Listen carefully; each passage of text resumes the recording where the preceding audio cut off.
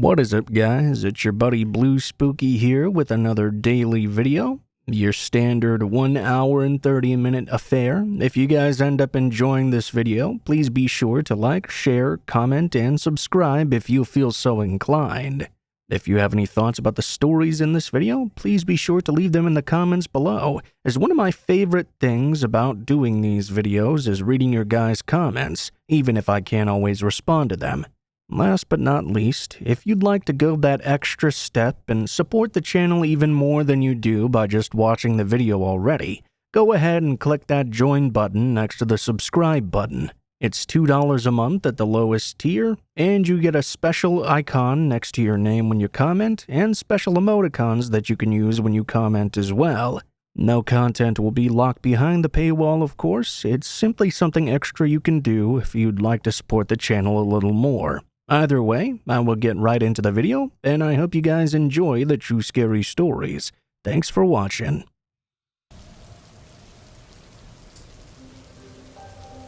I remember it being a kind of cold night in October. The day had been quite long, and I was exhausted from a work trip that had me driving for hours.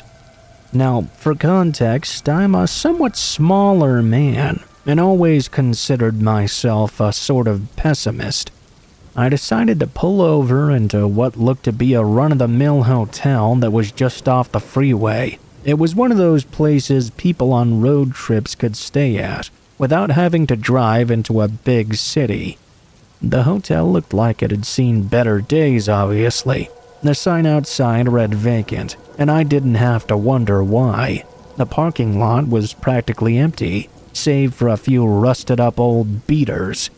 I parked my own car and made my way to the lobby inside. I was greeted by a sort of disinterested clerk who was too busy paying attention to his phone to even look up at me.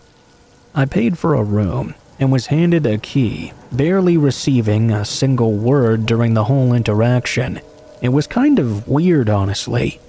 As I made my way to my room, I couldn't shake the feeling that something was really off about this place, but I was too exhausted to care. My room was no better than the rest of the place. The curtains were torn and stained in multiple places, and the air smelled like mildew. I decided to take a quick shower and practically collapsed onto the bed. My plan was to catch a few hours of sleep, then wake up and get out of there before sunrise.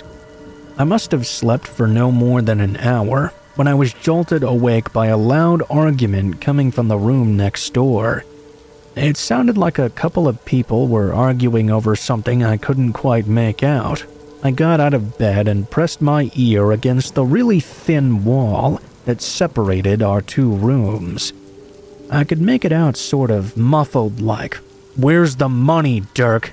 There was a very gruff voice demanding this. I remember specifically someone saying back, "I swear, Joey, I'll get it to you by tomorrow." The other guy, who I'm guessing was probably that Dirk person, sounded incredibly scared. It was kind of surreal, honestly. I could hear moment by moment the conversation escalating, and it became quite clear to me that someone was going to get hurt here.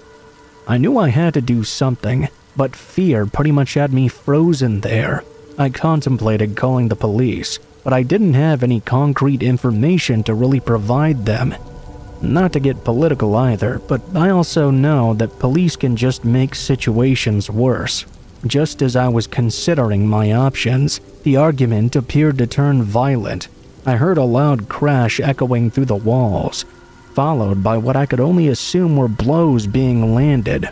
Again, the walls were almost paper thin. I could hear everything.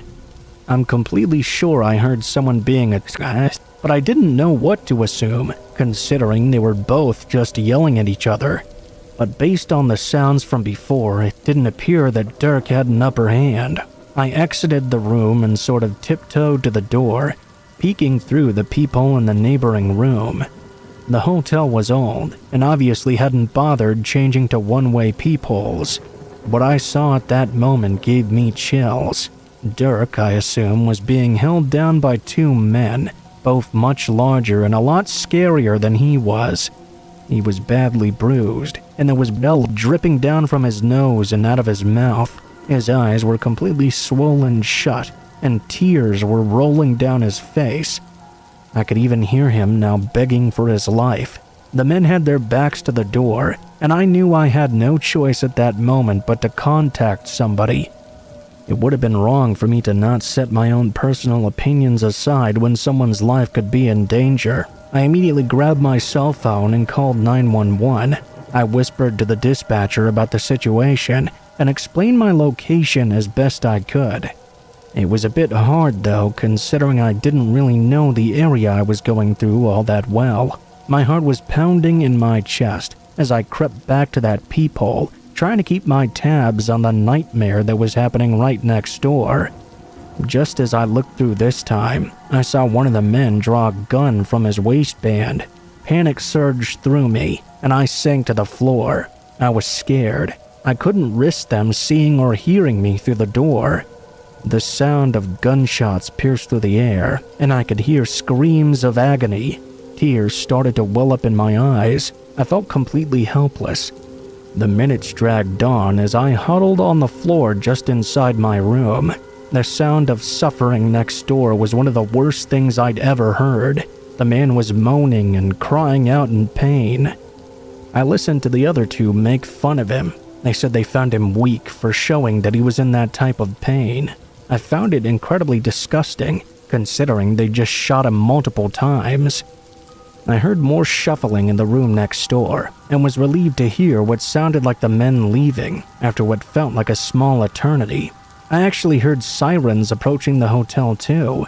Relief washed over me as I looked through my own peephole and saw the police arrive, followed soon after by paramedics. The officers inside pounded on the room next door to me, demanding that whoever was inside surrender right now.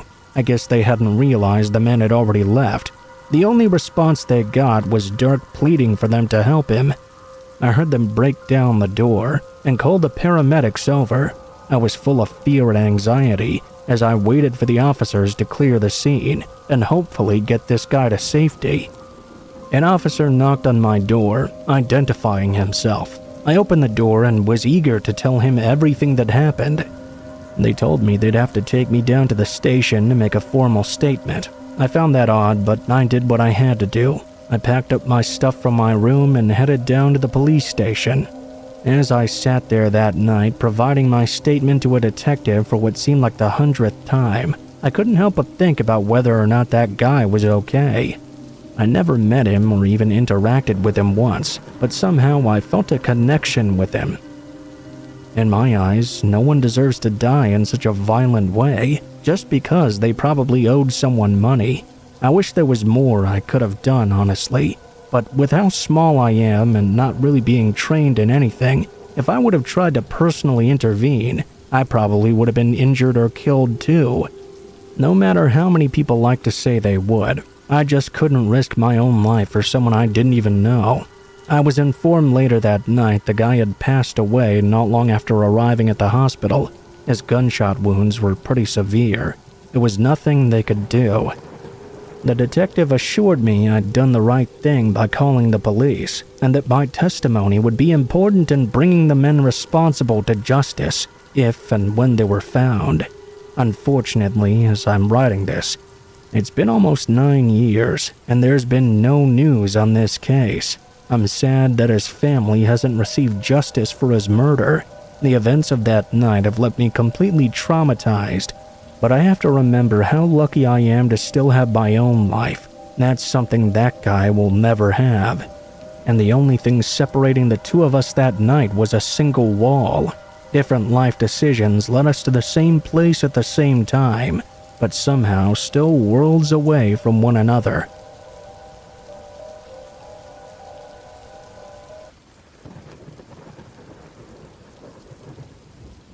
This happened about a year ago when I was delivering for DoorDash. I delivered for them quite a bit, and I live near a big city, so there are lots of restaurants nearby. When this story took place, I was delivering food on foot. I would walk to apartments and houses in the city and deliver. I couldn't cover that much ground delivering on foot, obviously, but I did surprisingly well most of the time. One day I was working, and it was nighttime. Things were pretty quiet. I was still getting some deliveries coming in. I got one that was for some smoothies from a health drink place or something. I remembered that I went to the place and picked up the order. It was 4 drinks. I got a drink holder for all of them. It would take me a little over 5 minutes to walk to the area where I was delivering to. As I was walking, I first went down a pretty busy area in the city.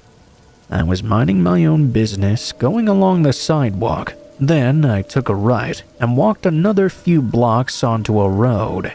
I was still on the sidewalk when all of a sudden I heard this weird noise. It was like a commotion off to my left, coming from a side street. Next thing I knew, I was hit by a biker and knocked off my feet. I fell to the ground. It all happened so fast. Turned out a car had turned onto the street from the left and cut somebody else off. That person had to swerve to avoid them, and there was a biker in the bike lane on the far right at the same time. That biker had to swerve to avoid the other car and bumped up the curb onto the sidewalk, right into me. Everybody was okay in the end, thankfully, but I dropped all the drinks and they'd spilled all over the ground. After staying at the scene for a couple of minutes until things were sorted out, I walked back to the smoothie place and told them what happened. They said they would remake all the drinks, but unfortunately that would set me back quite a bit. It ended up taking 20 minutes longer than it should have. When the drinks were done, I made my way back to the address. I made the delivery and explained what happened. Apparently, the person didn't believe me though, because when I arrived, there was an incredibly angry man. He instantly started screaming at me for being so late. I told him I'd literally gotten wiped out by a biker in an accident and had to go back to get more smoothies. He insisted that it was all lies and I was just lazy. I just left after that. He was still yelling at me as I walked away down the street. I didn't want to stay and get into a shouting match with a guy I knew nothing about. It wasn't worth my time. I'd made the delivery and now I could move on. I decided to take one more to not end on such a sour note, then call it a night.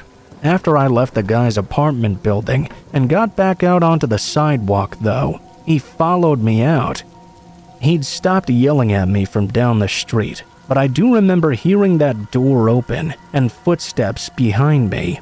He was a ways back, but I looked over my shoulder. I saw him angrily walking in my direction. I tried to ignore him and kept going. I picked up the last delivery for a McDonald's order, which thankfully was not that far away. The longer I walked, though, the more surprised I became when I noticed that this furious guy was still following right behind me. Even after I'd picked up the order from McDonald's, he was still out there waiting for me. The man never went inside. He simply waited on the street outside looking at me. When I left, I started walking to the delivery area, and he was following behind me still. Eventually, I ended up on a sidewalk in a kind of busy area a couple of minutes later. I decided to directly confront him. This was really uncalled for. I stopped and turned around. When I did, the guy turned and walked inside a building. It appeared to be some convenience store of some sort. Clearly, he was just going in there to make it look like he wasn't following me. Since he'd given me the opportunity, though, I hurriedly started walking to the address of my delivery. I didn't hear the man again after, so I thought maybe he had given up by now. When I got to the address, it was another apartment building. I double-checked and checked around me and didn't see the guy anywhere. I completed the delivery and started walking back home. It had certainly been a crazy night, but I was glad I could just go home now. From there, it was about a 15-minute walk back to my apartment building. For the first 5 minutes or so, everything was fine. But then I began to hear footsteps behind me again. I looked back and saw the same guy was following me once more. I was completely shocked to see this. I didn't know where he had gone or how he had caught up to me again. Either way, he was back and walking about 100 feet behind me. I kept going toward my apartment, looking over my shoulder every so often. He stayed the same distance back the entire time, neither gaining nor losing on me.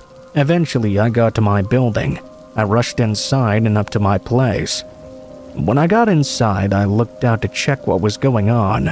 The man was trying to enter the building. He walked away when he couldn't and left. I still can't believe he followed me for so long.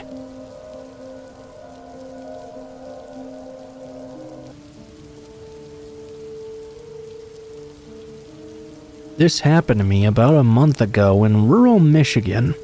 I was out in a rural area on a big 5,000-acre patch of state land, doing some rabbit hunting by myself.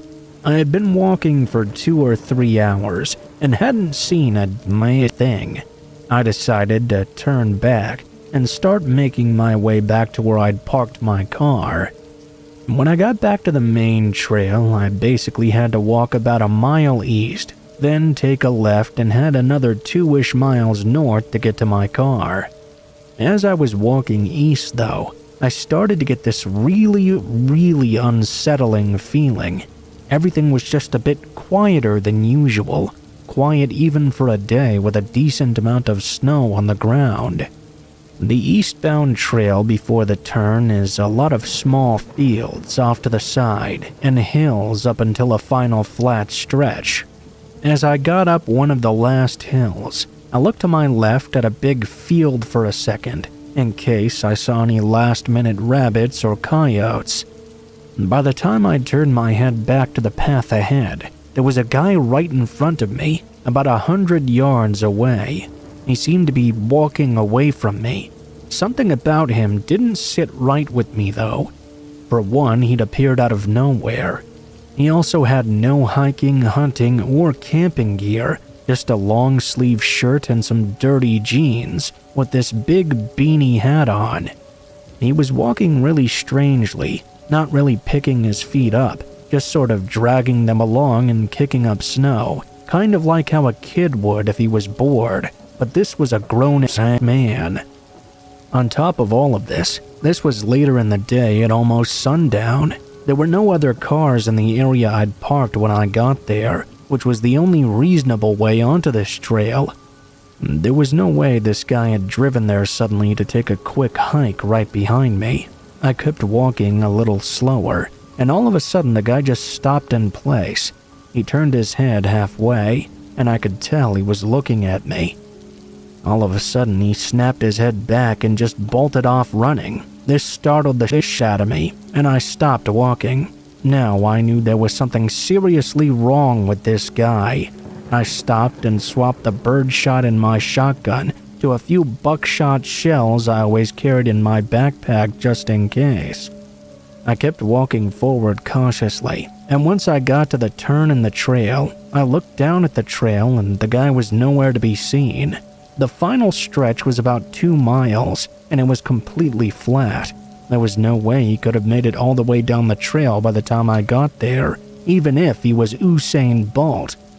I could see the footprints of heavy boots in the snow. It was a nice trail, but the sides were covered with thick brush and deep forest.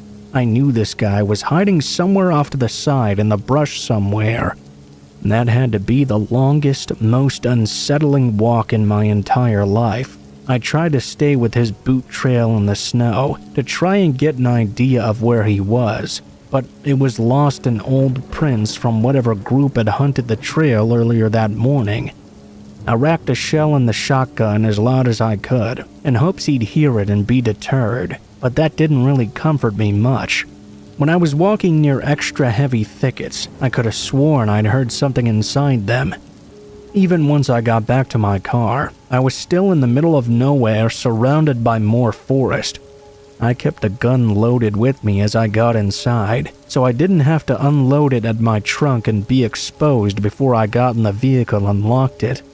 Something just felt very, very wrong with that guy, and I'm never going hunting in that area alone ever again.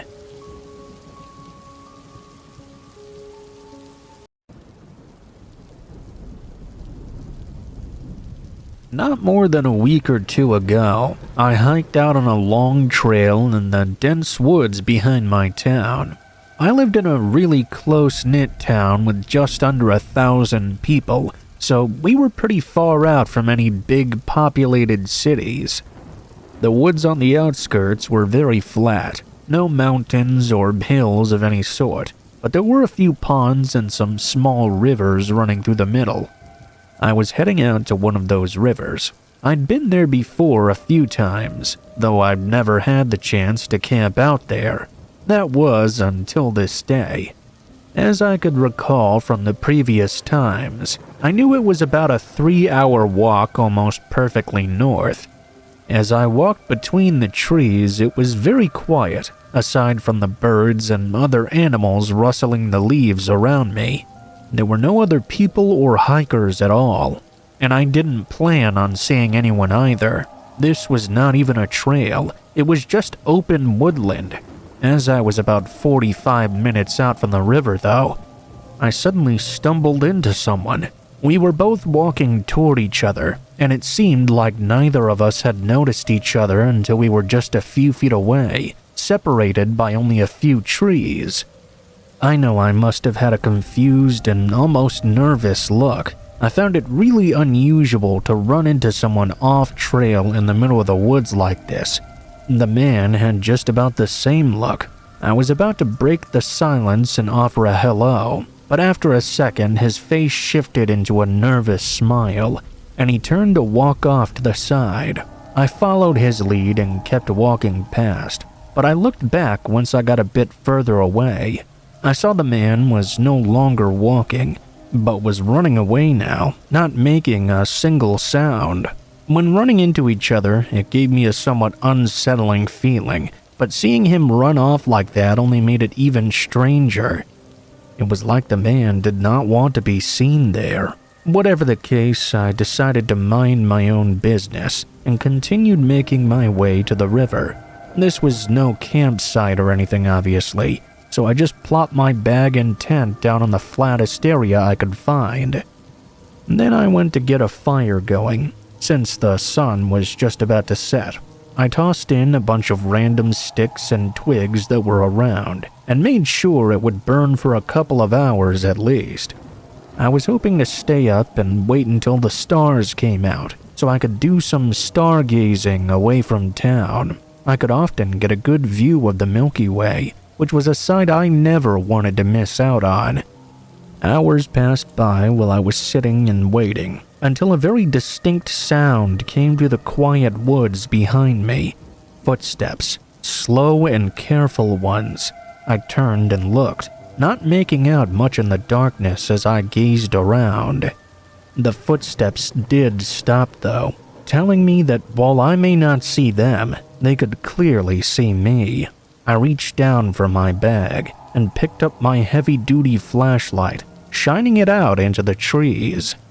I could see decently far now, but as I moved it back and forth, I didn't see anyone out there. I felt my heart rate increasing a bit as the unsettling feeling came over me again. "Anyone out there?" I waited for a moment with no response, then tried again. "Hello?" Not even the sound of another footstep. After a moment of contemplation, I started to walk toward where I'd heard the sound from. Maybe there was a chance I was mistaken, but I needed to be sure. I carefully stepped out through the woods, keeping my flashlight steadily pointing ahead. I got to where I thought the sound was coming from. I moved the light to my left, looking behind each tree.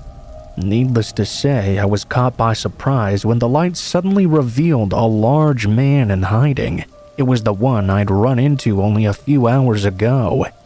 He was no more than 20 feet away, but even with the light now on him, he stood perfectly still. In an act of quick thinking, I tried not to react and continued to move my flashlight across the woods, hoping he might think I didn't see him somehow. I then began walking back to the tent, trying to act as unbothered as possible. I picked up my bag and looked around once more before quickly leaving my tent and campfire behind. I walked into the woods following the river's side. Once I felt I'd made enough distance between us, I started running as far and fast as I could until I was without a doubt away from that man.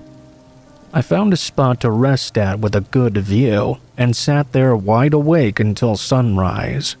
I don't think the man followed me that far, as I was able to make it out without hearing or seeing the man again. I'm not sure why exactly he was out there, or why he showed up and hid by my campsite at night, but I never went back to retrieve my tent in fear that I might find out if I did so.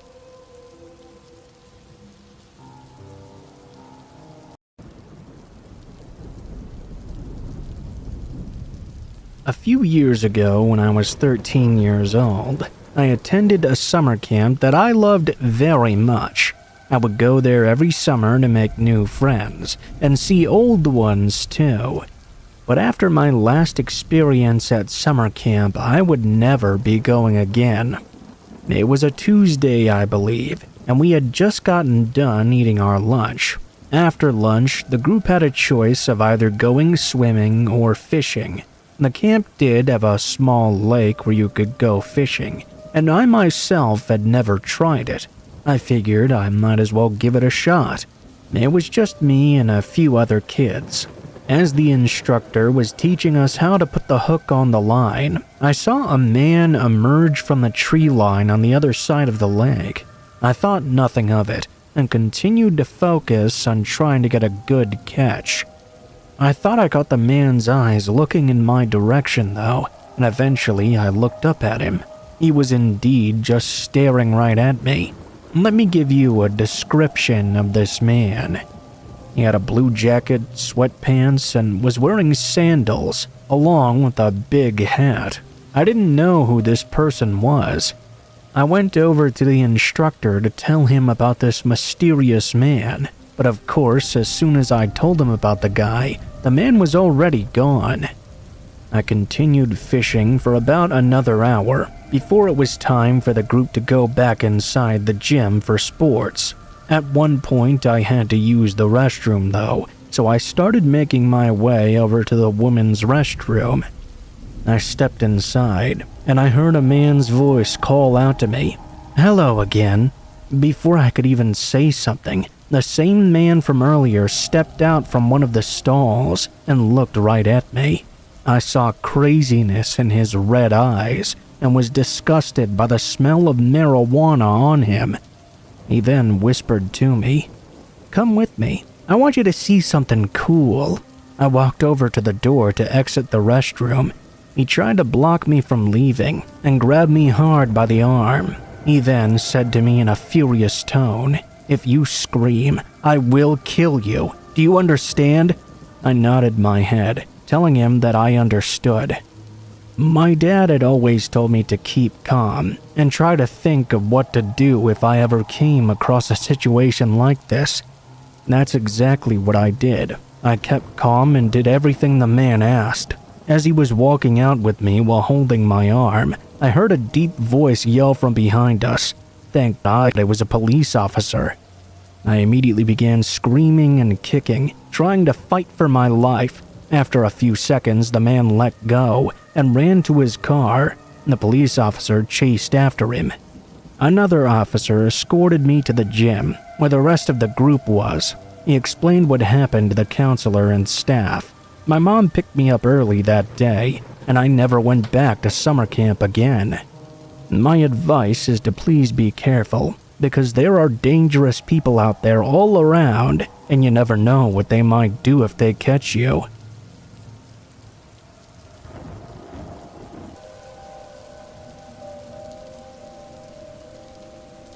So, just to give you a picture, I'm not a small woman at all. I'm over 6 feet tall, and I weigh about 200 pounds. That, paired with the fact that a lot of that weight is in fact muscle, doesn't make me the most obvious target. Even though that's what I've always told myself, it didn't make it true though. I guess in the eyes of an evil man, a woman is a woman all the same. I was in the wrong place at the wrong time, and I had something he wanted. I think we all know what I'm talking about without me having to say it. I usually work from home, but every so often I have to take a refresher course with my company so they can make sure I still know what I'm doing and track my progress. Honestly, I think it's a little bit unnecessary for someone who's been doing the job for 10 years like I have, but I understand it's part of making sure the company runs smoothly. If I have to sacrifice a single weekend every 6 months or so, I don't think I can really complain too much. They always set me up in a relatively nice hotel and gave me all these vouchers for food too, so it wasn't really too bad. Only this time, when I got the email about having to take the course, I wasn't too pleased to find out I'd have to drive into the city during a big storm. Of course, it was a 3-hour drive, and the drive sucked enough already. It had to be done all the same. I took my time getting to my hotel. It may have taken me double the time to get there. I drove way slower than I probably needed to as well, but I wanted to arrive in one piece. I was happy when I finally pulled up to my destination. I was completely exhausted. The rain was coming down like crazy. Honestly, it almost felt like it was following me. I was actually pretty upset when I got outside of the car and found myself standing in front of a gross and sleazy motel. There were some seedy characters standing out front, and there was not one single bit of me that wanted to spend the night there. Seeing as it was already 10 p.m. though, and I didn't have the means to stay anywhere else, I didn't really have much of a choice. I walked into the small room that would usually be called a lobby, but calling this a lobby would be an insult to lobbies everywhere. It was just a room with a guy sitting in a recliner with a laptop and a TV tray. I told him I was checking in and gave him my name. He asked if I was traveling alone, and I instinctually said yes, my first mistake. He asked for payment, and I quickly explained to him that my company was paying for it. I noticed a brief moment where he looked a little bit confused, but he wiped that look off his face within seconds and apologized. He said he'd forgotten and typed something into the computer, then told me I was good to go. I was given the key to my room and a small paper map to show how to get there. I opened the door to my room and was immediately met with this stench of cigarettes. My mom smoked when I was a kid, so the smell didn't bring back any happy memories, I'll just say. I closed and locked the door behind me. Everything in me was telling me to just turn around, get back in my car, and go home. But I like my job, and I didn't want to risk losing it. I inspected the gross comforter and ended up taking it off the bed altogether. I sat down on the sheets and decided to call my boss and ask why they put me in such a disgusting place. I knew it was late, but she and I had become pretty good friends at this point, which made me feel like calling at that hour was not completely unprofessional. The phone rang over and over, but she never answered. I left her a message and hung up the phone. I sat there in silence for a while. I didn't want to lay down in that bed or even take my shoes off. I was pretty sure I'd even noticed a smell stain on the pillowcase. I knew there was a 99% chance that if I looked to see if there were any bed bugs, I'd probably find them. After around 30 minutes of contemplating what I should do, I decided to sleep in my car instead. That would probably be better than spending any more time in that disgusting room. I grabbed my bag and exited the room as quietly as possible. I was grossed out beyond belief, but I still wanted to be courteous to the people in the rooms around me and not wake them up when I closed the door behind me. As I got outside, I was relieved to see the shady men that were standing a few doors down when I'd pulled up were no longer there. I know you shouldn't judge a book by its cover, but being cautious is not exactly a crime either. I loaded my bag into my car and hopped in the back seat to try and get some sleep before the refresher course the next day. I don't know how long I was asleep before I was woken up by the sound of men talking not too far from where I was. I peeked out from behind the driver's seat to notice the man who'd checked me in earlier standing outside the room I'd abandoned not long before. He was talking to the two shady men I'd seen when I'd pulled up earlier. I watched and was horrified as he pulled out a key and began unlocking the door to my room. I could have tried to make excuses for what they were doing, but in that moment my heart was going so fast, it was obvious. They turned the knob slowly and crept in without turning the light on. I realized that the second they figured out I wasn't in there, my car would be the first place they'd look. I'd be in some real danger then. I tried my hardest to be as quiet as possible as I climbed back into the front seat of my car. I turned the key in the ignition and heard shouting. I saw the lights going on in the room, and the three men came running out, shouting something at me in a language I didn't understand. In that moment, the car refused to start. It was completely dead. I tried it over and over, but nothing was happening. A man approached my window and told me to get out. I obviously was not planning on doing that. I took out my phone and dialed 911. Thankfully, the operator answered soon. I frantically told her what was going on, and she told me the earliest an officer could get to me was about 20 minutes. Apparently, service was delayed because of the storm. She told me she'd stay on the line with me, and I appreciated her for doing that. I just want to say that when I look back on the situation, I honestly believe she's the reason I made it through this whole ordeal alive, and I'm not more traumatized than I already was. These men were relentless. They tried everything to get access to the car. They tried breaking the windows and even got a crowbar to try and pry the door open. After 10 minutes of failing to get into the vehicle, one of the men got frustrated and jumped on the hood and started smashing the windshield with his foot. I guess in that moment my fight or flight kicked in, and my reaction was not flight. The operator reassured me I could do whatever I needed to do since my life was in immediate danger. I even remember her telling me I might have to kill these men. In that moment, I was fully prepared to end a life. I opened the door and stepped out. I don't think they had been expecting that. They leapt at me immediately. Thankfully, all three of these men were weighing about 100 pounds soaking wet. They were incredibly skinny. I like to assume they had the mentality that because they were men, they could just overpower me easily. But they were dead wrong. The first man who rushed at me, I easily threw him off balance and slammed his head against the ground. It did enough damage to ensure that he wouldn't be getting up anytime soon. The second guy tried to tackle me to the ground, but he was so skinny that he couldn't move me. I grabbed him by the hair and pulled him off me best I could. His other friend had a knife. I felt it make a shallow cut into my back. The pain wasn't too bad, but the shock of it made me let go of the man I'd previously gotten a hold of. Before I knew it, I was on the ground being kicked. I was trying to protect my head, mostly out of instinct. At that moment, from my periphery, I saw the red and blue flashing lights in the distance. A feeling of relief washed over me, even as I was being beaten.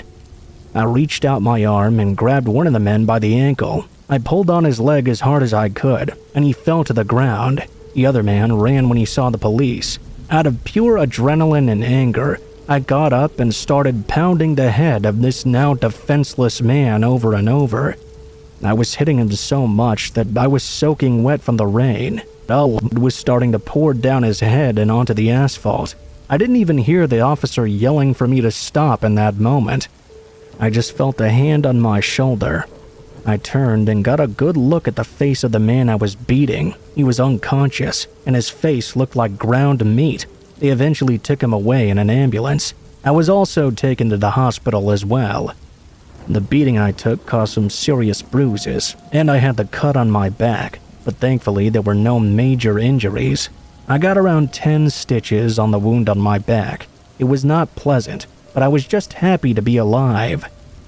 My manager ended up calling me back not long after I got out of the hospital. She was completely frantic and had no idea what I was talking about in my voicemail. She said she had booked me a really nice hotel in the same city and had no idea why I ended up where I did. She sent me the info of the correct hotel, and I realized immediately what had happened here. Both places had the exact same name but a different spelling. I ended up at the wrong place. The guy in the lobby had a confused look on his face because he actually didn't have any idea what I was talking about. He just pretended so he could check me into a room that he would have access to a single traveling female alone. The perfect target. I drove home in a rental car later that day after being discharged from the hospital. I decided to take some time off from work as well. My car was towed back into town and repaired at the expense of the company I worked for. I guess there was some serious damage done to the engine, presumably to stop me from trying to get away. And the company I worked for was actually very supportive after everything that happened. I was also pleased to find out they caught the other attacker who had run away that night. Apparently, he was hiding out at his mother's house. I was asked to come ID him, which was not the easiest thing I've ever had to do, but I did it to make sure those men couldn't hurt me or anyone else ever again. I guess it wasn't the first time something similar had happened in that motel, only they could never really prove it before my incident. Most of these guys were just some strung-out drug addicts, hence why they were so small. The trial had to be delayed due to the lockdowns, but they were all charged with attempted kidnapping and aggravated assault. They're actually awaiting trial in jail. I'm hoping for justice and for all three of those men to spend a good amount of time behind bars. I know I'm just one of the lucky ones. I don't know what I would have done or what would have happened if I was a smaller woman or if no one had come to help me. Would I even be here today? Would I even be able to tell this story? I don't know, but I am, and I'm grateful that I survived.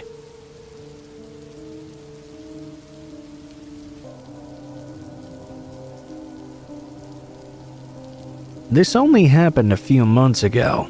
I recently moved into a very small one-story house that was close by to my place of work.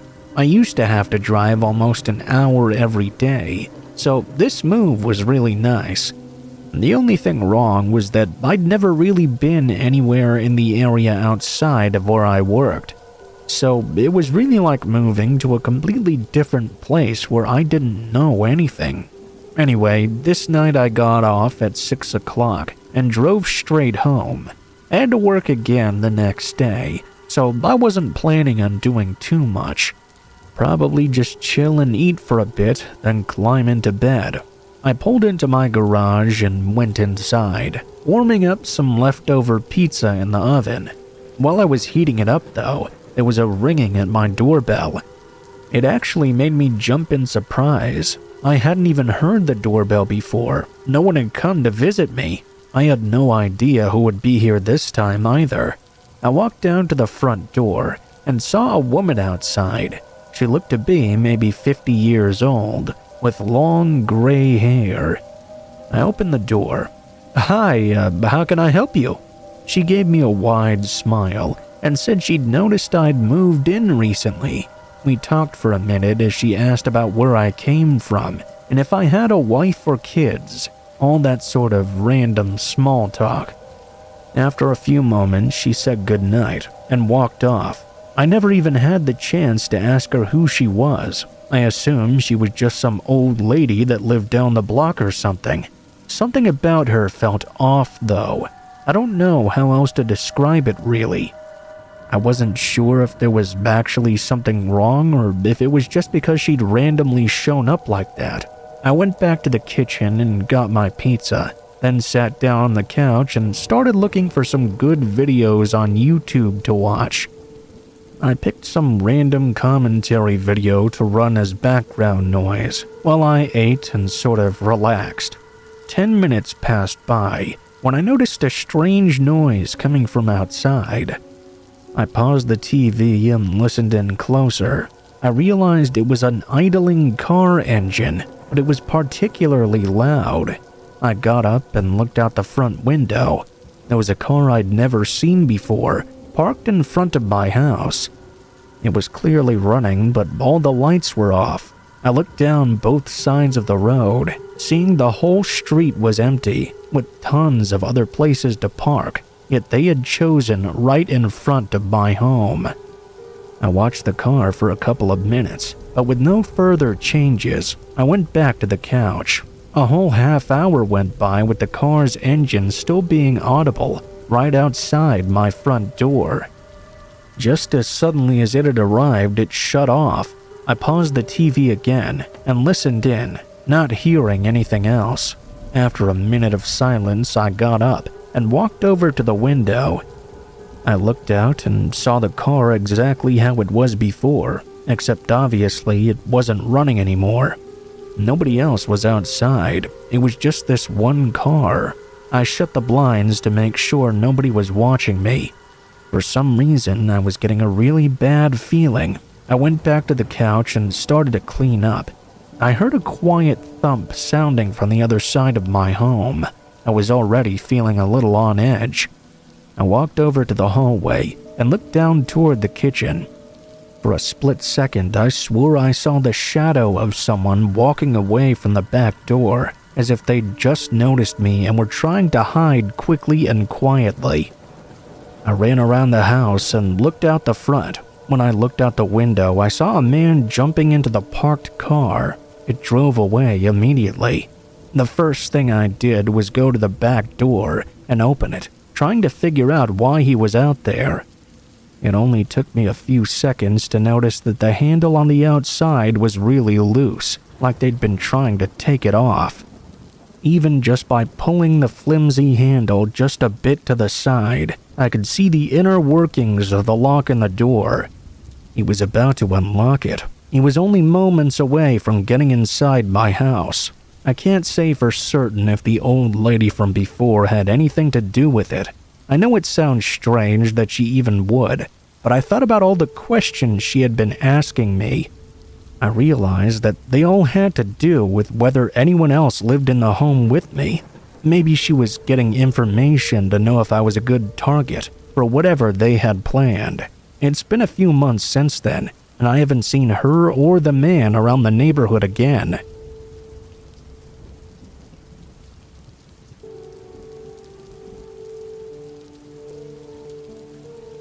I was in Portland, Oregon about 6 months ago for training at work. A bunch of coworkers and I went out drinking the last night we were there. They ended up going home before me, and I found myself trying to find my own way home around 3:30 a.m. with a dead phone. There's a large homeless population in Portland, many of which I passed by sleeping on the sidewalk under various shop entrances. At one point, I came across a bus stop and what appeared to be a little old woman bent over, looking for something in her purse. I asked her which direction my hotel was in. She immediately whirled around, and I noticed her teeth were rotting. They looked as if they were sharpened at the ends, most likely from the decay. She had leathery tan skin, frizzy white hair, and these terrifying light blue eyes that were opened as wide as they would go. She let out a scream at the top of her lungs, not like a scared scream, but like a witch scream. "Don't go down that road back there. There's a man with a knife hiding, and he's not a good person. Don't go down there. He's a bad guy." She just stood there wide-eyed, then turned to a road and kept pointing, repeating that over and over and yelling. I listened for about 5 seconds before I took off in the other direction, about ready to shit my pants. I looked back down about a block away, and she was still there pointing and yelling, the most terrifying encounter I ever experienced.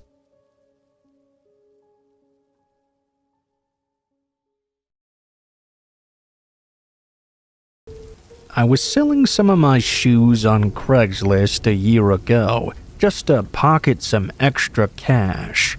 I wanted to move out of my old apartment in a few months, and was hoping to get some money to pay for some movers. The shoes were nothing special, but I listed them for generous prices, hoping to get them bought up quickly. I guess Craigslist wasn't the ideal place for shoe sales though, because it took an entire week before I got a single offer. It was some guy whose email had the name John K in it. He offered just $5 less than my initial listing price. It seemed like an unnecessary adjustment to me, but I didn't want to keep waiting for more offers. I wrote him back saying I was okay with that, and we set up to meet the following day. It was to occur at 5 o'clock in the parking lot of a public gas station, right in the middle of town. The next day, I sent a text, and he confirmed he was on his way. I left as well, and got to the gas station right at 5 o'clock. They didn't seem to be there yet, but there was a lot of traffic on the road, so I figured maybe he was running a bit behind. I sat in my car patiently, and over the course of 30 minutes, the road cleared up. The sun started going down, and John finally pulled in. He drove a small sedan with none of the headlights working at all. It resembled something from a scrapyard more than a car you'd drive around. He parked right next to me and got out. He looked like he was in his 30s or so, and was a pretty large guy. He was wearing ripped-up clothes and had this long, unkempt hair. He didn't say much at all. I brought out the shoes and let him look at them. As he held them, he didn't say anything. He kept looking back at the gas station. I didn't know what he was looking at, but after he checked over his shoulder multiple times, I glanced over as well. The gas station was empty, aside from one guy putting gas in his car. Otherwise, I didn't know what he could possibly be looking at.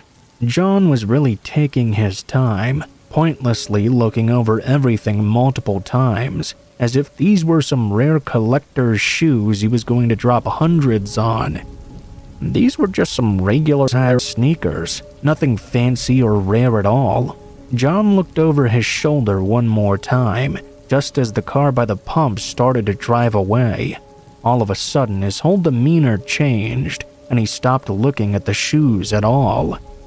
He stared me down. "What else do you have?" I looked at him confused. "Those are the only shoes I brought with me. I didn't know you were interested in others." His eyes went cold as he stepped past me and put his hand on my car door, trying to open it. Obviously, it was locked. John immediately looked at me and told me to unlock it. His voice was deep and strict, like it was a threat. I kind of just stared at him and tried to wrap my head around this, thinking what the best course of action would be. In the moment, there's really just no time to think through all the options, though. I unlocked the door, knowing that the most he could take with him was a couple of random bills I had in the front seat. Then he said something that I was not expecting at all, though. "Get in." He opened the passenger side door and told me to get inside. I stood there even more taken aback, but now starting to get way more worried about where this was going. I looked behind me hoping someone else was here, but the gas station was empty. No people or cars anywhere in sight. John grabbed me by the arm and pulled me over to the door, taking my keys from me. He aggressively shoved me into the car and threw a few punches, landing on the right side of my face. I immediately tried to get up, but John slammed the door against my head, making my vision go blurry. Everything was sort of fading in and out. I heard him start walking around the car, as if he was going to the driver's side. Then he suddenly turned around and sprinted back to his truck. I was still out of it and barely remember anything else. I guess someone had pulled in at the perfect time and confronted John, scaring him away. If they hadn't helped me, and John was able to get in and drive away, I don't know what would have happened. Assuming his car was either stolen or untraceable to his name, then stealing my car and abducting me would have left no trace of our interaction, giving him days, if not weeks, to do whatever he planned before anyone would even come looking for me.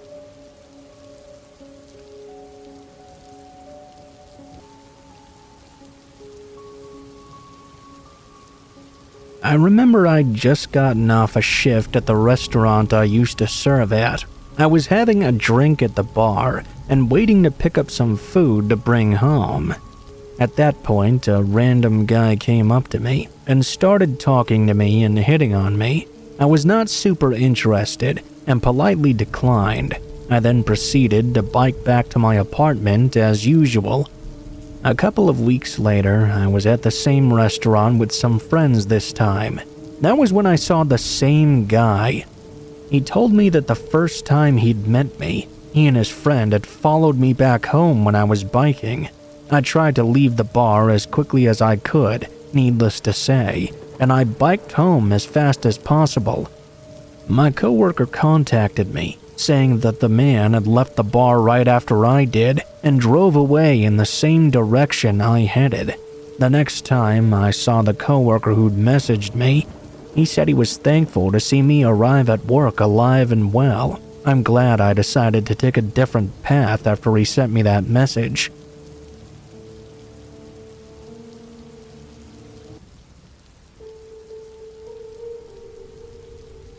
I remember one time I was working in an office building.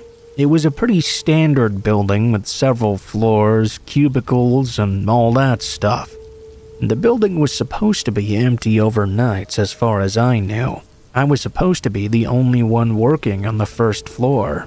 I was supposed to clean up the office area and vacuum the large amount of carpet they had, as well as cleaning other various things. This story takes place probably my second week of working this job. To that point, it had been very easy. I was all by myself each night, and things were going pretty smoothly. Most nights, I got my work done with plenty of time to spare. One random night, though, it was around 2 a.m.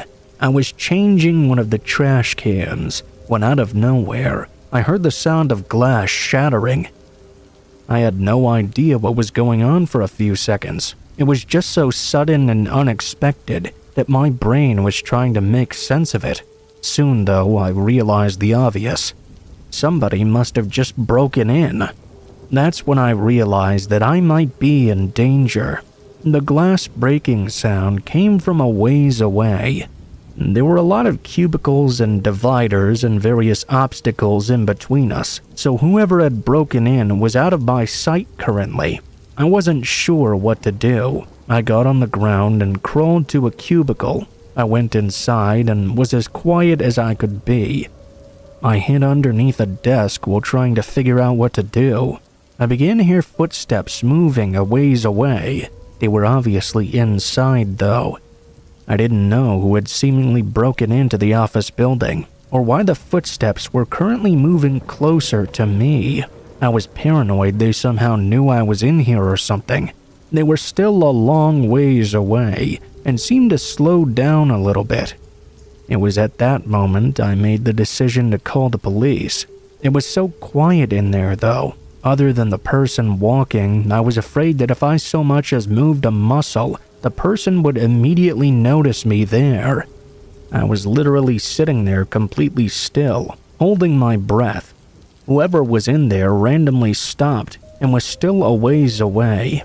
I couldn't hear much, but I could tell they were lingering in a certain area. This went on for about 2 or 3 minutes. They then started to walk again closer to me. This time they walked within just 30 feet of me. I started to get very nervous. I was thinking they might suddenly decide to look under the desk. I couldn't tell exactly what they were doing from my vantage point. I really badly wanted to call the police, but I couldn't bring myself to do it. I was convinced if I moved at all or talked into the phone, the person would notice me immediately. I slowly reached over to my pocket to try and pull it out quietly. It seemed like I was making too much noise, though. I froze and held my breath, trying not to make a sound at all. The person was obviously searching for something in the area. Who knows what they were staying in the area for, though? It felt like forever. I honestly don't know how long it was. Eventually, I heard them begin walking back in the direction they'd come from. I continued not to move a muscle. They were pretty far away now, so far that I stopped hearing them at all.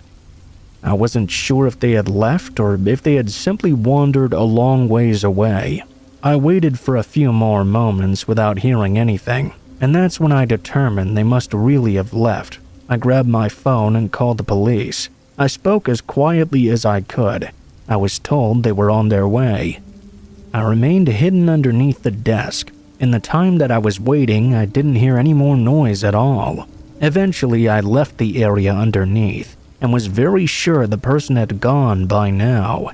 When I looked around, nothing seemed to be out of place. The police arrived soon after. I told them what happened. One of the windows a ways away was in fact broken, but nothing appeared to have been stolen. I couldn't be sure, of course, because I didn't know absolutely everything that was in the office building. But I was fairly certain nothing was out of place. After that, I was sent home. The police were going to stay there and do some more investigating. I returned to work there several nights later to continue with my job. For the rest of the time I worked there, I was nervous that something like that would happen again, but luckily there were no more break-ins. I'm not sure who exactly broke in that night, and I never heard much more about it. I have no idea what they came there for in the first place either.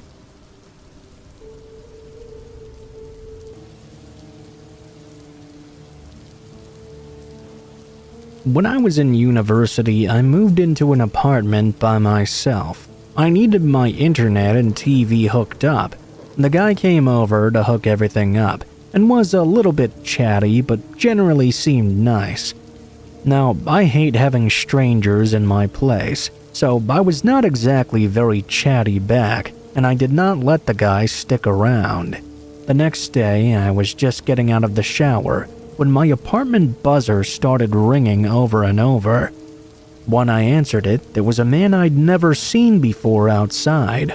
"Hi, I'm here from Shaw. You just had TV and internet installed yesterday, and I'm here to make sure it's all working correctly." I was only wearing a towel, and I was weirded out because it was working just fine. Nobody had told me there would be a follow-up appointment either. I lied through my teeth and said, "Sorry, I have a bunch of people over right now. It's not a good time." I slammed the door in his face. I immediately called up the Shaw service and asked if they'd sent someone over. They said they did not. It really freaked me out, and I debated whether to call the police or not, but when I looked back outside, the man had already left.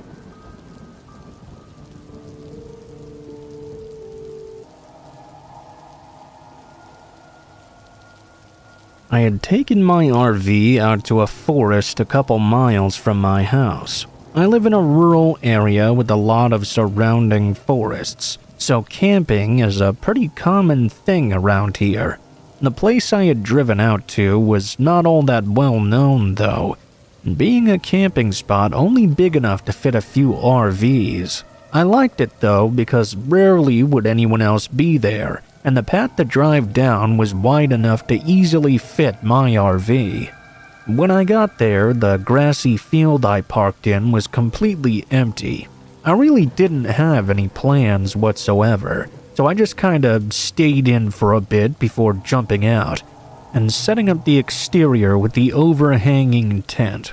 I got my chair set up and started gathering some wood to make a campfire with. It was well before nighttime, but I wanted to be prepared before it started getting dark out. I went out into the woods behind the RV, far enough to where I couldn't really see the camping site anymore.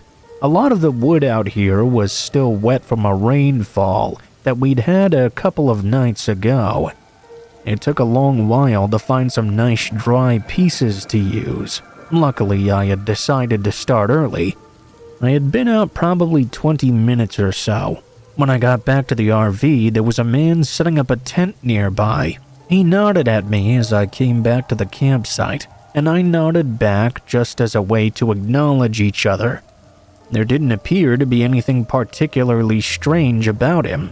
I didn't really think anything of it, aside from being a little bit upset that I'd have to share the area with someone else now. After tossing the sticks on the ground, I went back into my RV for some privacy. I grabbed a beer and sat inside with the sunroof open. I'm not too sure how long I was in there for, maybe 30 or so minutes. I got up and checked out the window. The man appeared to have finished setting up his belongings. Now that it was all put out together though, I realized how rugged it really was. It had tons of holes and gashes in it, with flaps hanging off and blowing in the wind. It looked like a really old tent that had been left out for years without ever being taken care of. It wasn't even in good enough condition to be any better than sleeping in the open air. I looked around and didn't appear to see the man inside the tent through the holes. I also looked at the nearby area, but he was nowhere else in the camping grounds either. I simply left the RV and started making my campfire. I continued to look at this awful tent he'd put up. I wondered why he was using that. How odd it was that he thought it was good enough to use. As the sun set, I got the fire burning and sat beside it, still unsure where the man had gone off to. He had not returned all the while. I sat for a good minute as the darkness overcame the woods, leaving only the light of the campfire illuminating the small area around me. The night went by slowly as it went on. I began wondering more and more where this man was. Why hadn't he returned to his tent now? It was late and it had been several hours. I checked my watch and saw it had been more than 4. I got up from my chair and walked a bit closer to the man's tent, just to make sure he was all right. "Hey, are you in there? Are you okay?" I called out. There was no response. I stood in the middle of the campgrounds and looked around at the dark forest surrounding me. Maybe the man had gotten lost out there. As I looked in all directions, the eeriness began to grow on me. I suddenly noticed a movement by one of the trees, which made me stop in place. I stared at where I saw it, still not sure what exactly it was. My eyes slowly began to make out the outline of a man standing by the tree. They were hiding behind it, as if trying not to be seen. A wave of fear came over me. The longer I looked at this guy, the less sure I was that he was the same man I'd seen earlier. I took a few slow steps back and hurried into my RV. I peered out the window, seeing the man hiding in the same spot and clearly looking my direction. After a slight hesitation, I made my way to the front cabin and turned on the RV. I drove away from the camp. What terrifies me the most every time I think about it is that I don't think that was the same man from the tent. It appeared to be someone else waiting out in the forest. I wondered if maybe he did something to the man, and that's why he hadn't returned in all that time. Maybe they were together. The man from the tent might have been somewhere else in the woods watching me too without me even knowing. It's hard to know what exactly was going on there.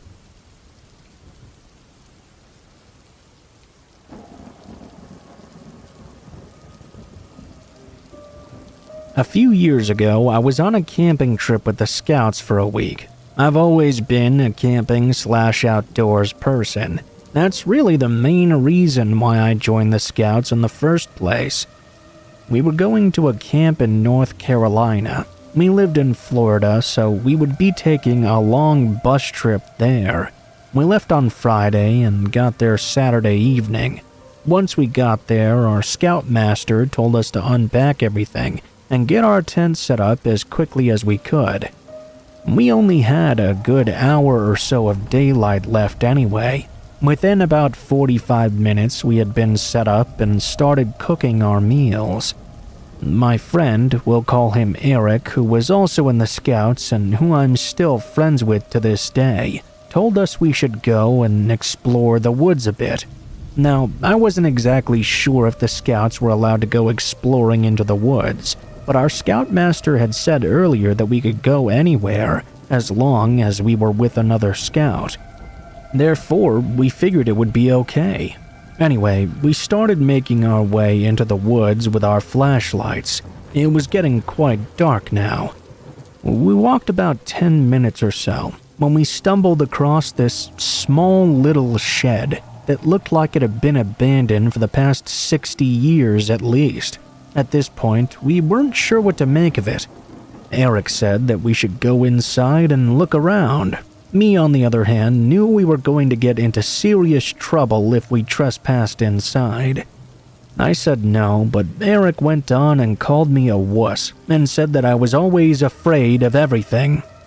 It honestly bothered me at the time, so I sighed and said we could go in for a few minutes. The door was basically broken down, so we didn't have any problems getting inside. We got inside and turned on our flashlights. It was basically empty. There was some furniture, but that was pretty much it. Eric then said, "What is that?" He was shining his light on a rope hanging down from the roof. It took me a few seconds before I realized it was a swing. I told him to just leave it alone. As we were walking out, Eric tripped over something soft. We shined our light down to see what he had tripped on and ran out of there as fast as we could back down the trail. We stopped to catch our breath after a while and began panicking. What we'd seen was the dead body of a random woman. She looked like she'd been dead for about a week at most. We were talking about whether or not we should report it. We decided not to tell anyone, since for some reason we were afraid we would get into trouble. After that, we barely talked to anyone for the rest of the trip. The day we were packing up and leaving, Eric and I decided to go see if anything had changed at the shed, and surprisingly, something had. All the furniture was gone, along with the body and the news. Someone had known we had been there. We left and reported it to our scoutmaster once we got back. We explained everything, and thank God he believed us. Within 20 minutes, they had police searching the shed, but I don't know if anything happened after. Needless to say, we still got in trouble anyway, but I was expecting that. About a week later, I was watching the news when I happened to see that the police had found a man. He had been hiding in the shed when we'd found it. He admitted that he had hung on and killed the woman inside, who turned out to be his girlfriend. He was put in jail for life without parole. But yeah, I don't think I'll be joining a scout trip for a long while yet.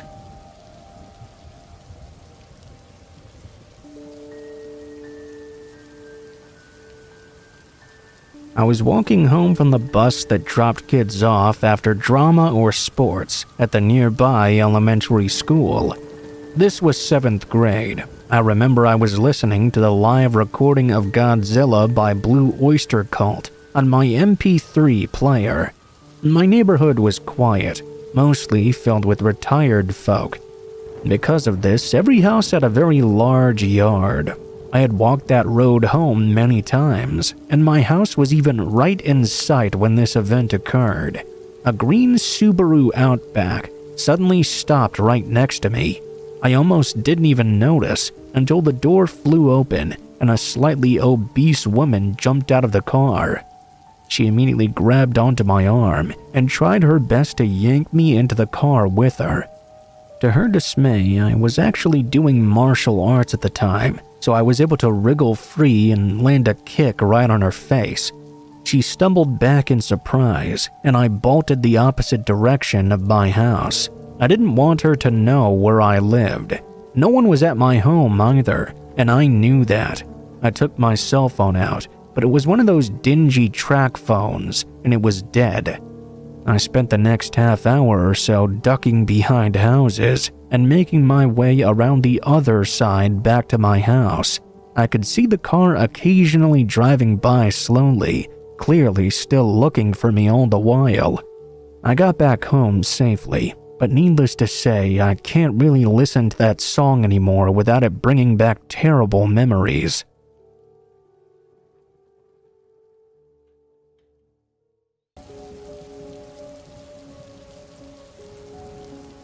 When I used to work at a dollar store, the store was called Family Dollar. I lived only a few blocks away in an apartment. I had a few coworkers at the Family Dollar, but this story revolves around one in particular. It was a guy named Chris. He was a big guy and around my age. Sometimes we would work at the same time, and usually only 2 or 3 people would be working at once. Chris really didn't seem to be much of a talker, neither was I for that matter. I did try to have a conversation with him a couple of times, but he would always just give really short, blunt responses. We worked together for about 2 months or so, on or off. One night, I was working with somebody else, and Chris was not there. It was a fairly quiet night on the job, and everything went by as normal.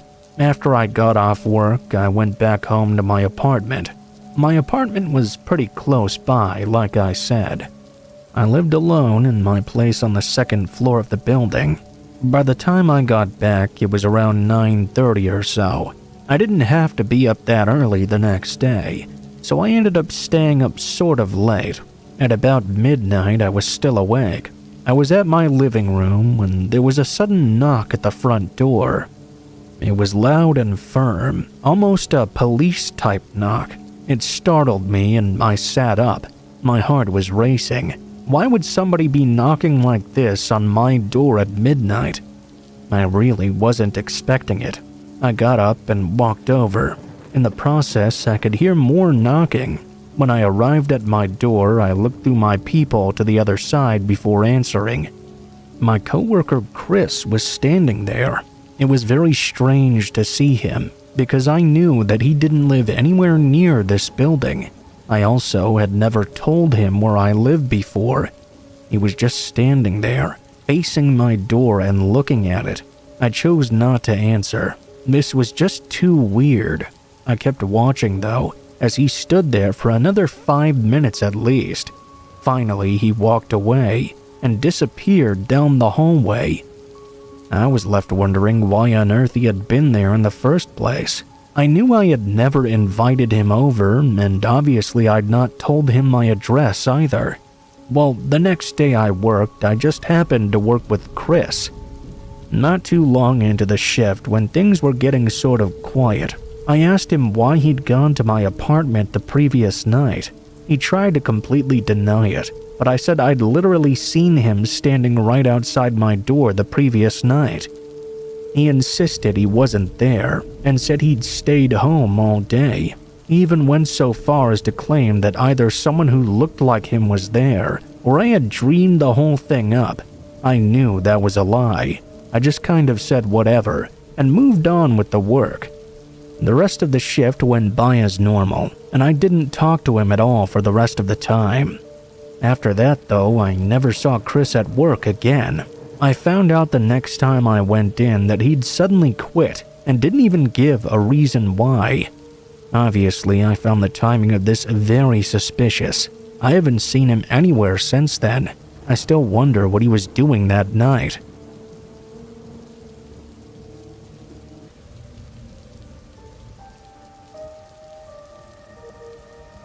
This happened when I was 15 years old. Every summer, my family and I would go up to New York to visit relatives. It was very fun overall, and my aunt and uncle would take me everywhere. Anyway, there would be some days I would sleep at my grandma's house, and there would be other days I would sleep at my aunt and uncle's house. This night, however, I was staying at my uncle's house, as my grandma was out of town for a few days. My aunt and uncle had just recently had a baby, and she had her own room. That meant I had to sleep downstairs in the living room. They didn't have an air mattress, so I had to sleep on the couch, which was extremely uncomfortable. The living room has a lot of windows. 3 behind the couch and a huge window out front where you could see out into the woods. I was tossing and turning, trying to get to a good position where I could feel comfortable. I'd been there about 10 minutes, rolling around and trying to get some sleep. I finally started to drift off, but I was awoken to what sounded like a strange banging noise. I dismissed the noise as just a dream at first, but then the noise continued. This time I fully woke up and began searching around the room for the cause of this noise. I then found it. Standing at the big glass window was a man knocking on it. He was wearing a black hoodie, and in his free hand was a big knife. Surprisingly to me, it didn't seem like the man had even noticed me. He wasn't looking in my direction. It was more like he was looking around the room to see if anyone was there. I knew it was only a matter of moments before he would spot me, and God only knows what he was planning on doing. I gathered up the courage to sprint upstairs to my uncle's room. I immediately told him everything that was going on. He grabbed his hunting rifle and rushed downstairs to show the man he was armed. The man was still waiting there, but instead of running away, he just started laughing maniacally. It wasn't a normal laugh. It was a low, threatening one, as if he wasn't afraid of my uncle at all. Not even 5 seconds later, we heard a window from the other side of the house smash open. We then realized there was more than one person. We bolted up the stairs, awaking both my aunt and the baby. We heard a pair of footsteps coming up the stairs fast behind us. We took that chance to climb out our window and drop down to the ground. We didn't care what was in front of us, only what was behind. We booked it to the neighbor's house and called the police. They investigated and told us the house had been broken into, and many valuables had been stolen.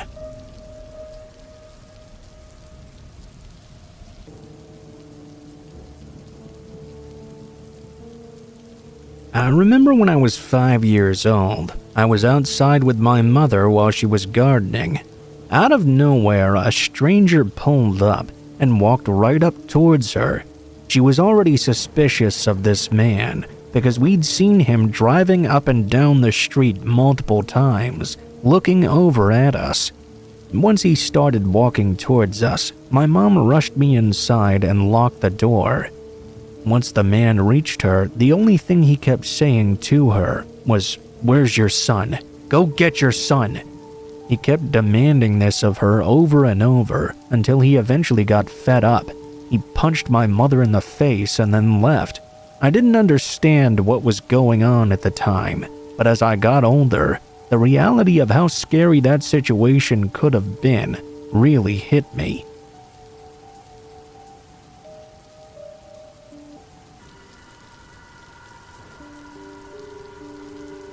This story was told to me secondhand by my cousin. He's a person who has zero interest in fiction and no creativity whatsoever, so I trust him when he told me this actually happened to him. It was back in 2005, during a camping trip. He and 4 of his friends were illegally camping in one of the national parks in the Midwest. They were hiking well off the permitted trail area and decided to camp in a very scenic spot with a great view of the surrounding landscape. It had been raining heavily the entire time they were hiking, but instead of lightening up, the storm only continued to get worse and worse. It was an unseasonably bad thunderstorm. The only reason that my cousin and his friends hadn't turned around yet was because it would have been more of a bother to hike all the way back and locate their vehicles than it would have been to just set up camp. They knew that they would most likely get caught if they tried to build a fire, but they did so anyway, as they were now soaking wet. They dug a hole in the dirt and surrounded it with stones and built a small shelter over it using tent poles and a tarp. They built up the fire so unnecessarily large that he really regretted it in retrospect. They could have easily caused a wildfire had it not been for the damp state of the forest around them. Eventually, they had to take down the covering because the flames were climbing too high. They were all moderately drunk and started to make Bigfoot whooping calls out into the night and played a game where they tossed a small stone back and forth through the flames at each other. The person who dropped it first had to forfeit his drink to the one who had thrown the stone.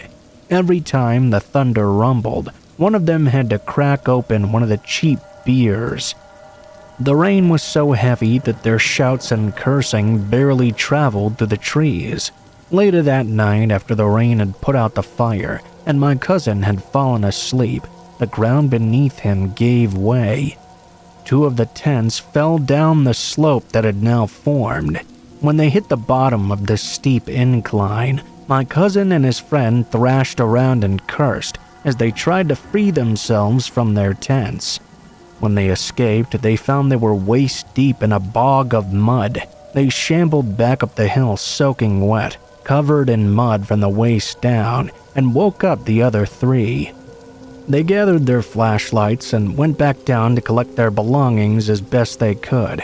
After a few minutes of searching through the mud and recovering what was still able to be used, my cousin felt something hard and smooth in the mud. Thinking that it may have been a tent pole, he pulled whatever it was out and was utterly shocked when he realized he was holding a human bone. He tossed it aside in a panic and continued to shuffle around through the mud. After a moment, the tone changed, as each of them had found at least 2 or 3 more bones of varying sizes embedded in the bog. An argument immediately began as to whether or not these were human bones. None of them were educated enough in human anatomy to determine on the spot with any kind of certainty. My cousin tried to calm everyone down, assuring them that they must be animal bones that had been long since discarded, and this was obviously someone's dumping ground or something. Thing is, none of them had found a hoof or an antler or anything that would make it obvious the bones were not human. My cousin then stated that whatever they were, he didn't want to swim around in the mud with them any longer. They hurried to make a climb back up the slope. Then, though, one of the others removed another bone from the mud, only this one had a large metal piece attached to it. It appeared to be one of those metal implants that are surgically placed into someone to help support broken bones. That's when a real fear took hold of the group. They ran back up the steep incline and packed up everything right away. They doused the smoldering firewood completely before they left, and didn't take any of the bones with them. The sun began to rise as they returned to the path. It was decided that they couldn't leave without admitting to what they discovered. They waited at the park station until it opened, and admitted to what they had found immediately. At first, they were met with a casual annoyance and disbelief. They were told to stay put until someone had been out there to confirm the story. After a few hours, the police arrived to question each of them separately. The Park Service went from annoyed to alarmed. They were transported to the police station and questioned further for hours. They confirmed that what they had found had not just been animal bones. Initially, they threatened my cousin and his friends with jail time, likely just to keep them talking and to scare them into being honest. Then, the Park Service told them they were going to make them pay some kind of fine for supposed fire damage as well. After a close to 8-hour interrogation session, they were all allowed to leave with their belongings. They never received any sort of follow-up. My cousin was shocked that the incident never got any kind of notable media attention, and later stated to his friends the whole thing had likely been a cover-up. He thought that the Park Service didn't even want to keep a paper trail on it. My cousin told me that between the 5 of them, they found well over 30 separate bones, and they knew there must have been plenty more still underfoot. I often wonder if my cousin and his friends stumbled upon a mass grave with dozens of bodies that had been uncovered that night by the storm.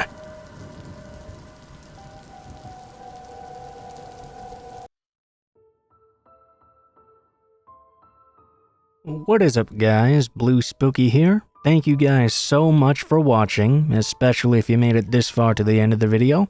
If you liked the video, please be sure to like, share, comment, and subscribe if you feel so inclined. If you have any feedback for me as well, be sure to leave that in comments below the video. If you guys have a story you'd like to send in, or if you'd like to contact me for any reasons, there will be links to my social media in the description below the video, including my Facebook, Gmail, and Twitter accounts. Go ahead and send me a message on any of those, and I'll try to get to you as soon as possible. If you do decide to send in a story, please be sure to include in the tagline what the name of the story is if it has one, what type of story it is if it has one, and how you'd like to be credited in the description below the video. Please make sure to include as much detail as you feel comfortable with and try to use as much proper grammar as possible to make sure you have the highest chance of appearing in a future video. Overall, I think that's pretty much it for now, guys, so thank you so much for watching, and I hope you guys have a great day.